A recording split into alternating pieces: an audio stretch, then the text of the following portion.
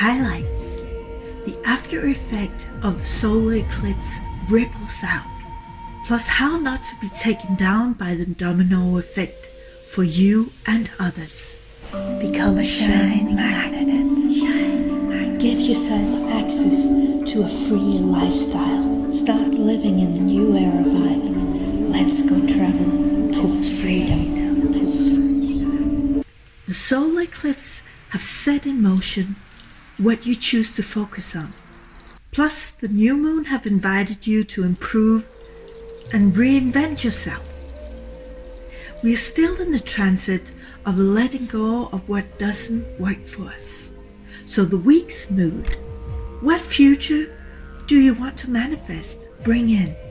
This week will bring in the story that you keep telling yourself through your thoughts and actions. What we choose this week will be our next 12 years road. So it's very, very, very important what you decide to focus on. Catch them thoughts as soon as they down spiral and reset yourself in a positive, optimistic mindset, because there are profound manifesting vibes on this planet right now. So be well aware of what you're sending out. Choose with care. Emotional, passionate vibes are in the air. So it's important to navigate your emotional responses and responding to conflicts. Neutralize them instead of inflaming them. It's about developing our new approach to a brighter, lighter future, a new lifestyle. What you want to bring in, be. Finding out this week what will make us keep this commitment in the long term. The unexpected is at your doorstep. Bring to light the emotional issues that we have swept under the carpet for quite a while. This will bring you to a deeper understanding how you can improve, build up way better relationships to your future, to yourself and to others. Better relationships. Remember, it comes from the inside out, shining out. And there you attract what you have beamed out into the world. People you know deep within are no good for you, drains you. Now it's time to release the soul contracts with them. Let them go, because they are what they are. It is what it is. There is no judgment. They have their free choice and their perspective of the world. If they don't appreciate you for what you are naturally, that you have to carefully put a mask on to be able to feel safe and accepted by them, that's a sign. Either to bring them to the outskirts of your relationship zone, if you for now have to stay around them, interact with them. Just don't reveal much of your life. Have short meetings. It's best for your mental and physical health, as our nerve system gets really strained when needing to hold up a facade for too long. Just know that better for you is waiting out there when you have made room for better things to come to you. Because if you're overloaded with emotions from other people, or there's too much in your life, there's no room for anything new to come in. What is the difference between resisting and flow? Well, you know the expression, resisting is persisting. Because when you persist out of worries and fears, then you feel that discomfort and you overhear it. But you know deep within, the more you do not listen to it and let it undermine you, in that sense that it's holding you back from really enjoying a meaningful life that you really came to live here for.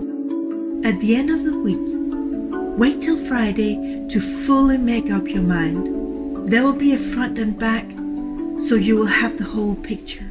Then you will have enough info ready to commit to the people you are meant to be with in your life, where there are fruitful and kind exchanges. Take some time out to see how you can better your relationships, improve what is dissonant between you. Let go of the control that everything should be in a certain order for you to be good with it. Make room for other ways of living. This will improve our tolerance, our acceptance, and support for our differences. Lose the judgment, ego mind influence. Practice the compassion, the tolerance. What we would rather like to attract come from being that magnet. Be that without expectations in return. What we would like to have mirrored back to us from the outer world is what is important to focus on now. Be the change. I would like to warmly thank the new subscribers. Welcome to the Shining Magnet Tribe. Here we care and dare to build up our real, way brighter, lighter life. What resonates? I'll tell you a story about my dad that was a well-known film producer. And when he was to choose the main actors for his movie, it was all about chemistry. Otherwise, it would be hell on set for 3 or 4 months.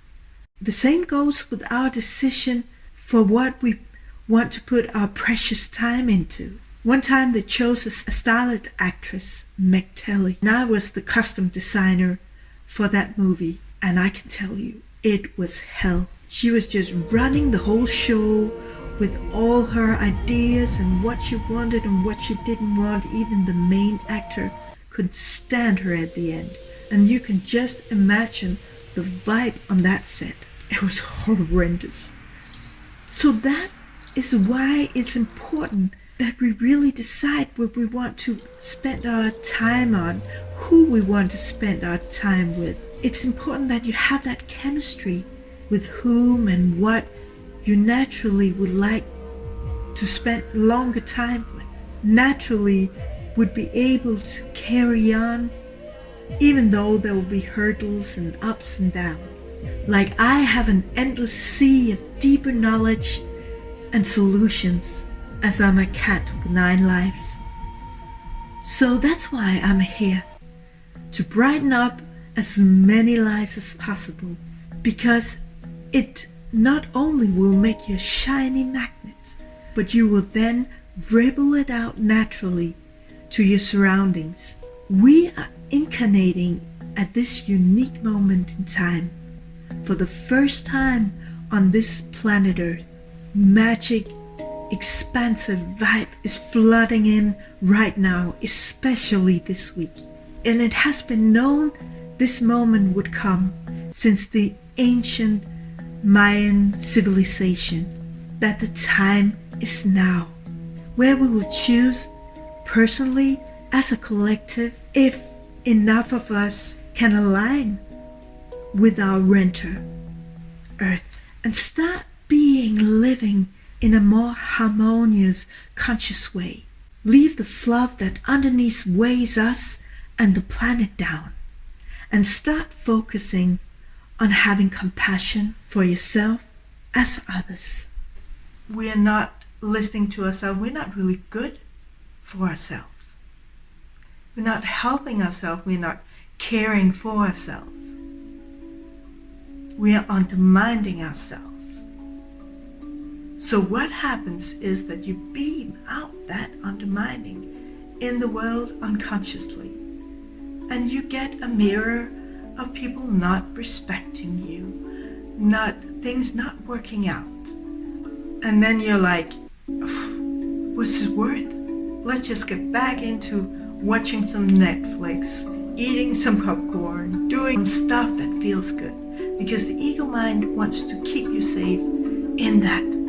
There's nothing wrong with the ego mind. We do need some ego in fight and flight to make the right decisions in a split second. But the thing is, we are overusing it.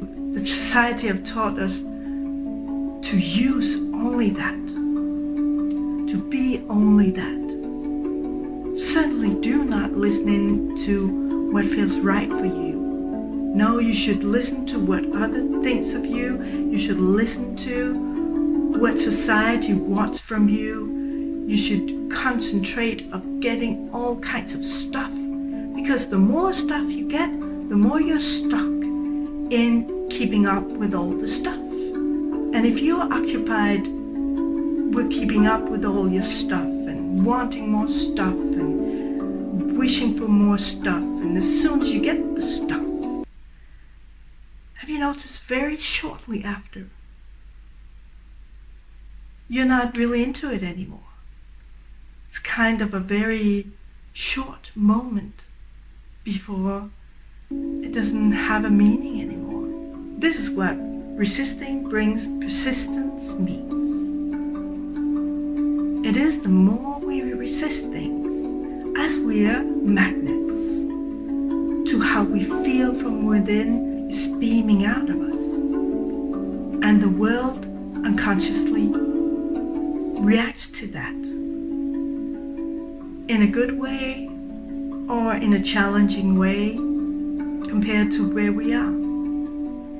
In our way of being, our confidence in ourselves, in that we can get through the hurdles and we can move forward.